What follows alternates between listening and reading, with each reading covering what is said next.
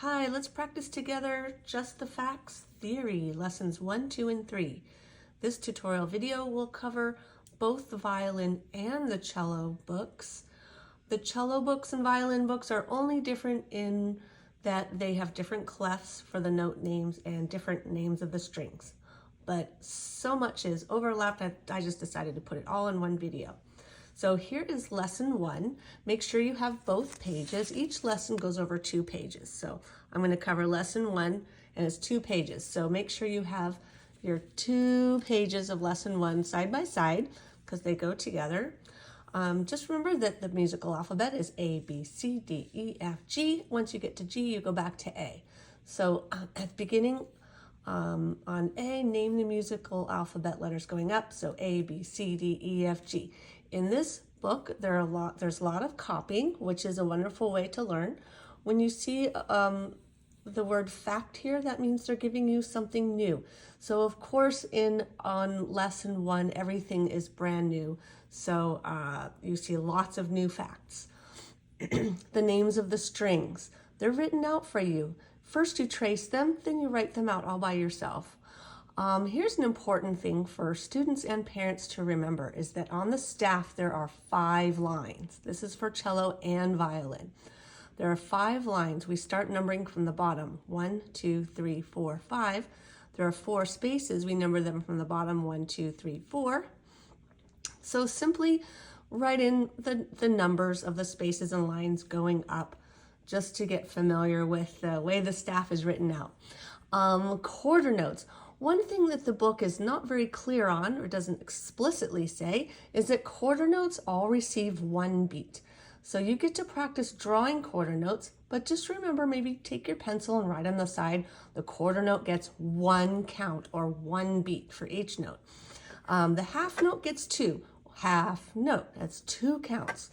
The dotted half note gets 3 counts. Half note, dot. And the whole note gets 4 counts. Hold the whole note. So those are your 4 counts for the whole notes.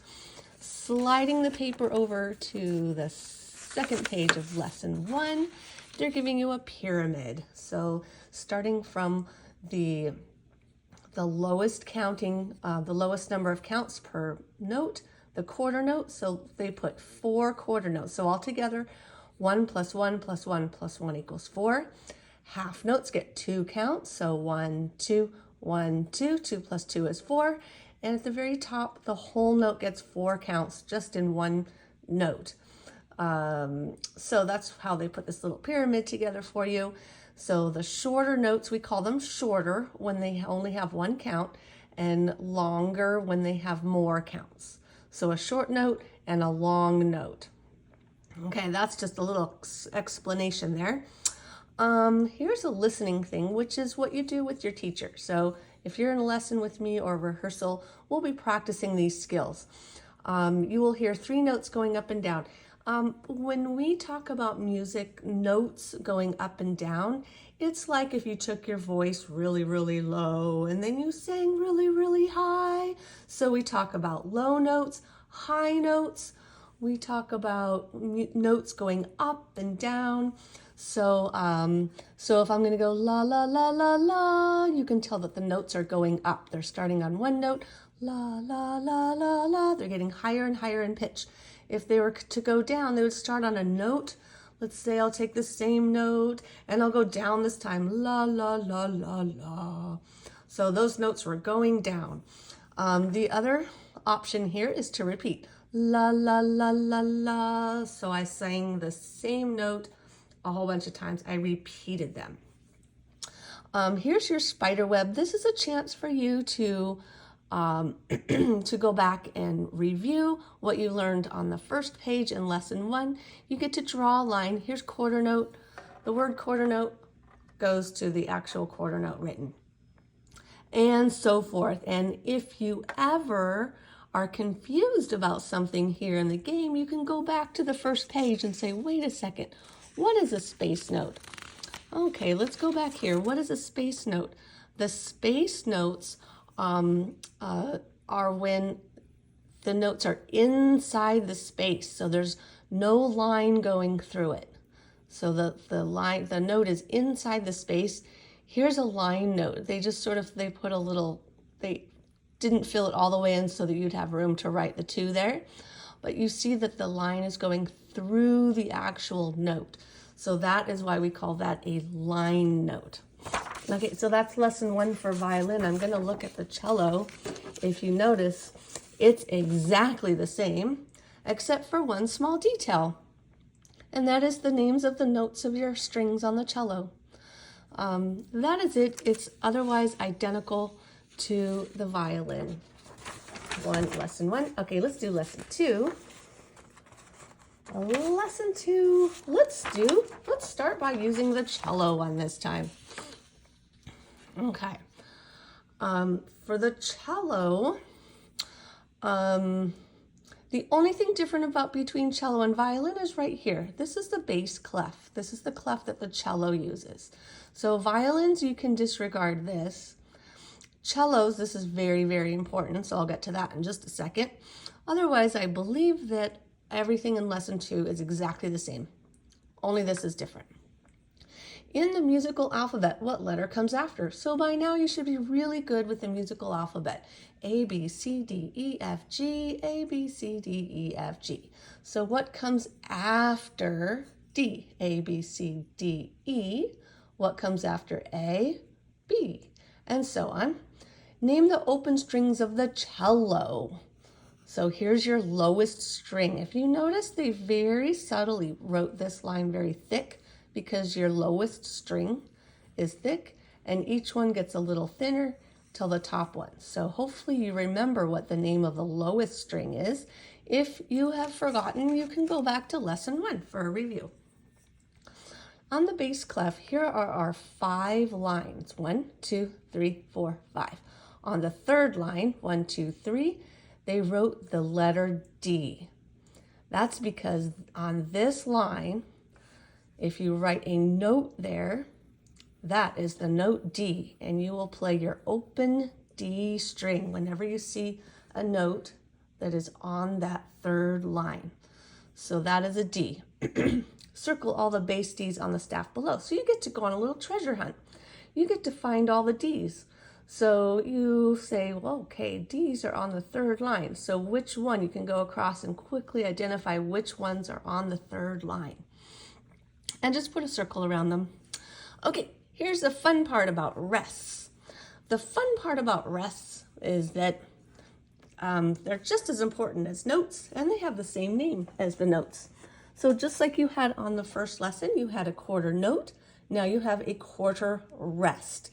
And so the quarter note got 1 count, so the quarter rest will also get 1 count. The quarter rest is very tricky to draw. We usually look at this and go, wait, I can't draw that. That's a computer that drew that. So what I do is I take my pencil, I start up here, and I do a little, it's like a little lightning bolt Z, and then a little hook at the bottom. That's it. So put your pencil down here, little Z, and then a hook at the bottom, and that's close enough. It looks like enough of a quarter rest that anyone would recognize it. Now here is where it gets a little tricky. The half rest, so the quarter rest gets 1 count. The half rest gets 2 counts because the half note got 2 counts. They have the same name.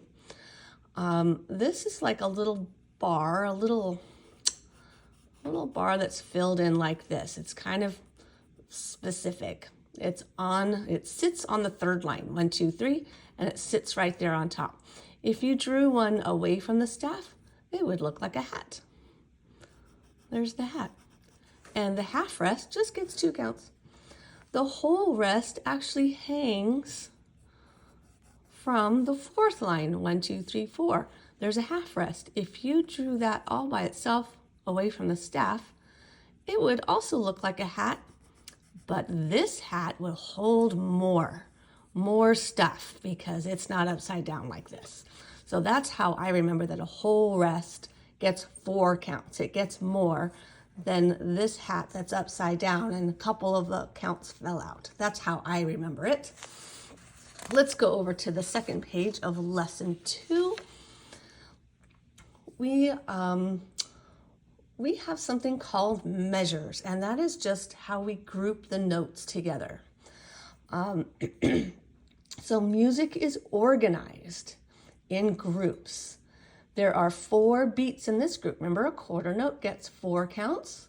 A count and a beat mean the exact same thing.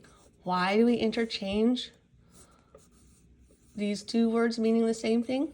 I actually don't have an answer for you on that one. But when you say count or beat, it means exactly the same thing. So there are 4 beats in this group. 1, 2, 3, 4, because each quarter note gets 1 count. Add them all together, that's 4. And here is something called a time signature. This is very important to know. Very, very, very important. When you have a time signature, there are going to be 2 symbols. The one on top is the most important one for you to know for right now. The top number here is 4. That means that there are going to be 4 counts or 4 beats in each measure, which is your group. 1, 2, 3, 4. So now you get to play a little game. You get to, here's the time signature for you with a missing number. And this is like a fill in the blank. So how many beats are in this measure? 1, 2. So the missing number is 2. Then go over here, there's a missing number for the time signature. So you want to count how many notes are in this group. Put them all together, put that number there. Then if you would like to explore your music, go find your sheet music, either your Suzuki book or something from orchestra, and find all the quarter notes. These are quarter notes. Find them and count them and write that number right here. It says in 2 of your pieces. You can do 2 of your pieces or 1 of your pieces, doesn't matter. And then here's a fun game for you. You get to take all this information that you just learned about quarter notes, quarter rests, half notes, half rests, and you get to grab your colors, your red, blue, yellow, and green. You're going to circle all the quarter notes in red and all the quarter rests in red too. So here's one. You're going to take your red. I recommend a crayon or a pencil so that it doesn't bleed through. If you use a marker, it might bleed through on the other side. And if you have this double-sided, you might not want to do that. Okay, so there you go. And if again you're fuzzy on this one, just go back to the previous page for a reminder of which one, especially with the hats. Which one is the half rest and which one's the whole rest. They look very similar. Okay, lesson 2, wait a second, I had the wrong one out here. Lesson 2, page 6. Oh, that was it for lesson 2. All right, there you go. Lesson 2. And let me grab the violin lesson 2.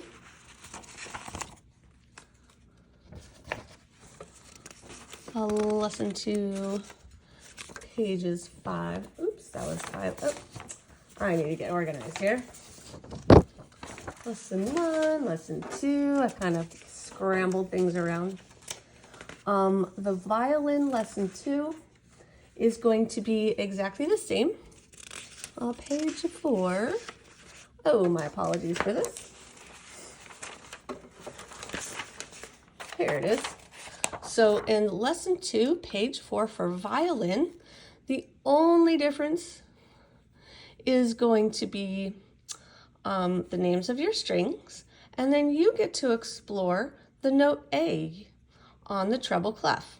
So this treble clef is very fancy, and we will be learning how to draw it. But for right now, you just need to know what it looks like. And a very important note on the violin is the note A. We use that A string a lot. We play on the A string quite a bit. So on the second line, they drew an A here because that is the note A. Over here, they drew an actual note.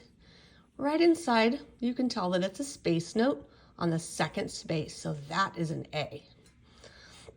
Then you get to come over here and be a little detective, find all the A's, circle them, and then everything else in lesson 2 is just like the cello. So if you were ignoring what happened on the cello page, you want to go back.